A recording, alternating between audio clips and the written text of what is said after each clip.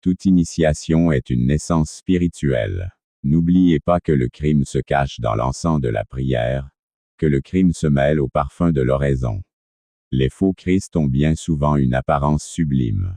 Dire que ceci est bon ou ceci est mauvais s'avère une chose facile.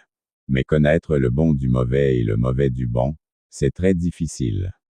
Beaucoup entrent sur le sentier et ensuite ne veulent plus travailler pour remplir les obligations et responsabilités de tout bon citoyen. Ces pauvres êtres oublient leurs devoirs envers leur famille, envers le monde et envers eux-mêmes. Nous les entendons alors prononcer des phrases comme celle-ci. L'argent est vain, ce monde est le monde de Maya, l'illusion, les choses de ce monde ne m'intéressent plus, etc. C'est ainsi que ces pauvres disciples échouent, parce qu'ils ne savent pas accomplir leurs devoirs. C'est ainsi que ces dévotes du sentier s'éloignent de l'initiation, précisément parce qu'ils ne savent pas remplir leurs devoirs de simples citoyens. Nos disciples comprendront maintenant pourquoi nous disons que dans l'encens de la prière se cache aussi le crime. Celui qui entre sur le sentier doit être avant tout un mari exemplaire et un père exemplaire, un fils exemplaire, un citoyen modèle, un petit-fils merveilleux et un grand-père patriarcal. Celui qui ne sait pas accomplir ses devoirs de simple citoyen ne peut fouler le chemin des grands mystères. Beaucoup de disciples oublient les bonnes manières d'une personne sincère et honorable pour devenir de vrais irresponsables. Il y a 18 initiations, 18 naissances cosmiques.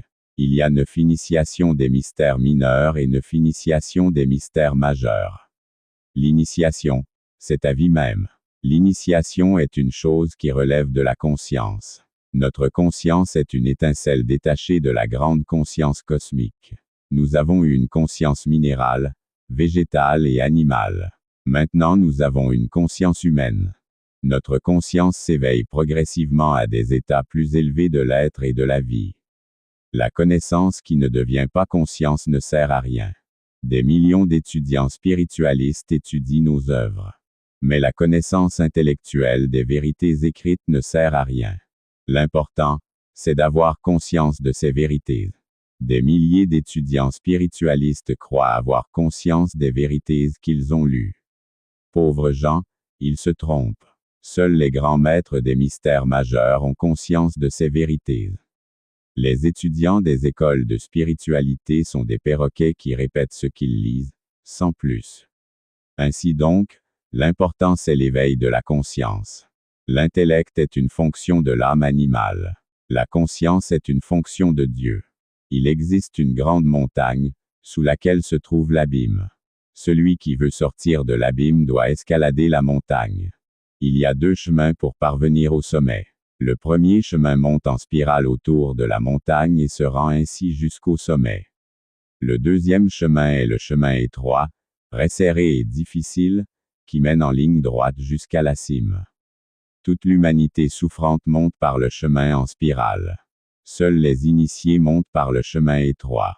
Le chemin spirale est très long. Le chemin étroit et difficile est plus court. Ce dernier est le chemin de l'initiation. Il y a eu dans l'Antiquité de grandes écoles de mystères. Il y eut les mystères d'Égypte, d'Éleusis, de Troie, de Rome, de Carthage, de Babylone, des Aztèques, des Incas, des Druides, etc. Seuls les sacerdotes des castes privilégiées avaient alors accès à l'initiation. Notre Seigneur le Christ a ouvert publiquement le sentier de l'initiation et l'a rendu accessible à tous les êtres. C'est ainsi qu'il a ouvert les portes du temple à tous les êtres humains. Je cite. « Demandez et l'on vous donnera, frappez et l'on vous ouvrira. Étroite est la porte, et resserré le chemin qui conduit à la lumière, et il en est peu qui le trouvent. » Fin de citation. Lorsque l'âge noir est arrivé, les écoles de mystère furent fermées dans le monde physique. Aujourd'hui, nous devons chercher ces écoles à l'intérieur, dans les profondeurs de notre propre conscience. Seuls peuvent avoir accès aux mystères majeurs ceux qui ont gravi les 9 échelons des mystères mineurs. Le monde se rappelle le Fils de Dieu, mais n'oubliez pas que le crime se cache dans l'encens de la prière, que le crime se mêle au parfum de l'oraison. Les faux Christ ont bien souvent une apparence sublime. Les loges noires sont remplies de fourvoyés sincères, de gens qui, tout en étant sincères, ont fait fausse route. L'abîme est rempli de gens avec de très bonnes intentions. Voilà pourquoi, pour être un vrai initié, on n'a pas besoin d'appartenance à un loge, une communauté spirituelle, etc. Seul avec des techniques simples, on peut atteindre les dimensions imaginables, on peut vivre des expériences métaphysiques et transformer notre vie. Vous voulez savoir quelle est la technique? Contactez-nous. N'oubliez pas que personne n'a le pouvoir de te faire initier. Nouez une relation avec votre moi intérieur et il vous guidera. La base de toute initiation se trouve dans la vie courante. Rien faire qui peut vous accabler ou nuire au prochain.